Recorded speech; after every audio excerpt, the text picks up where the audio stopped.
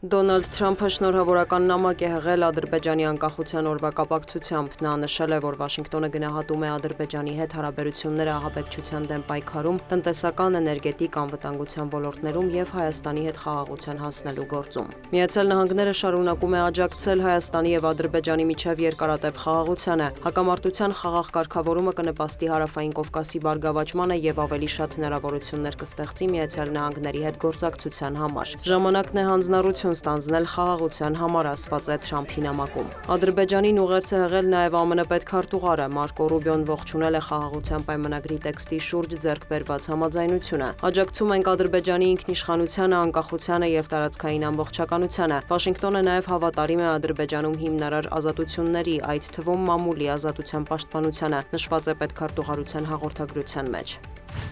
Մոսկվան հետաքրքրված է, որ Երևանի եւ Բաքվի միջև հնարավորինս արագ խաղաղության պայմանագիր կնքվի, հայտարարել է Ռուսաստանի պաշտպանության նախարարը։ Անդրեյ Բելոուսովը մտահոգություն է հայտնել, որ Հայաստանի Սյունիքի մարզի շուրջ լարվածությունը պահպանվում է։ Նա հավատացրել է, որ Ռուսաստանը պատրաստ է անել հնարավորը նպաստելու Հայաստանի եւ Ադրբեջանի միջև խաղաղության պայմանագրի ստորագրմանը։ Միևնույն ժամանակ Բելոուսովը կարծիք է հայտնել, թե Հարավային Կովկասում ակտիվացել են արտատարածաշրջանային երկրները, որոնց նպատակը նախարարի խոսքով ոչ թե անվտանգության ամրապնդումն է, այլ տարածաշրջանում ազդեցության ընդլայնումը։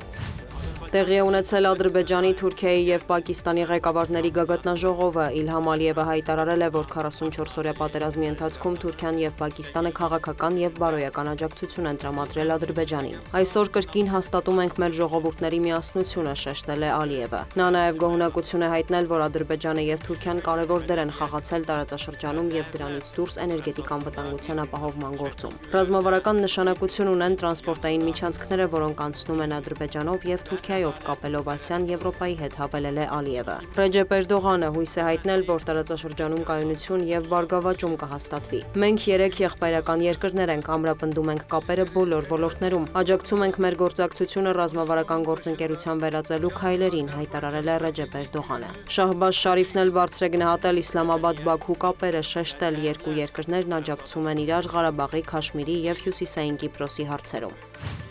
Բերլինը կֆինանսավորի Ուկրաինայում հեռահար հրթիռների արտադրությունը եւ կաջակցի հեռահար զենք ձեռք բերելու հարցում, որոնցով ուկրաինական ուժերը կկարողանան թիրախավորել Ռուսաստանի տարածքում գտնվող ռազմական օբյեկտները։ Վոլոդիմիր Զելենսկու հետ համատեղ մամուլի ասուլիսում հայտարարել է Գերմանիայի կանցլեր Ֆրիդրիխ Մերցը։ Զելենսկին էլ նշել է, Կիևը պատրաստ է բանակցել ցանկացած ձևաչափով Ստամբուլում կամ այլ երկրում։ Նա հայտնել է, որ Թուրքիայում ռուս-ուկրաինական բանակցություններից հետո Կիևի պատվիրակության ղեկավար պաշտպանության նախարար Ռուստեմ Ումերովը զանգահարել է Մոսկվայի պատվիրակության ղեկավար Վլադիմիր Մեդինսկուն, քննարկելու հրադադարի եւ Զելենսկի-Պուտին հնարավոր հանդիպման հարցը։ Ուկրաինան եւ Միացյալ Նահանգները սպասում են պատասխանի, հավելել է Զելենսկին։ Ավելի վաղ ԱՄՆ նախագահը հայտարարել էր, որ Վլադիմիր Պուտինը կրակի հետ է խաղում։ Թրամփի հատուկ ներկայացուցիչն էլ հայտնել է, որ Վաշինգտոնը ստացել է հակամարտության կարգավորման ուկրաինական պայմանների ցանկը։ Այժմ սպասում ենք նմանատիպ փաստաթղթերի Մոսկվայից։ Դրանք ուսումնասիրելուց հետո բանակցությունների եւս մեկ փուլ կանցկացվի։ Հնարավոր է Ժնևում, հավելել է Քիթ Քելոգը։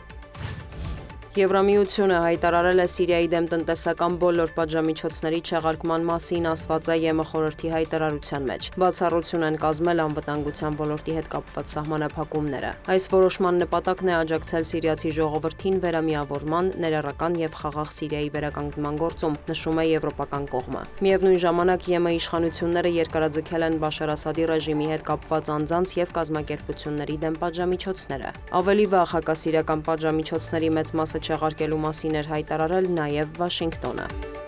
Դիանա Գասպարյան, լուրեր։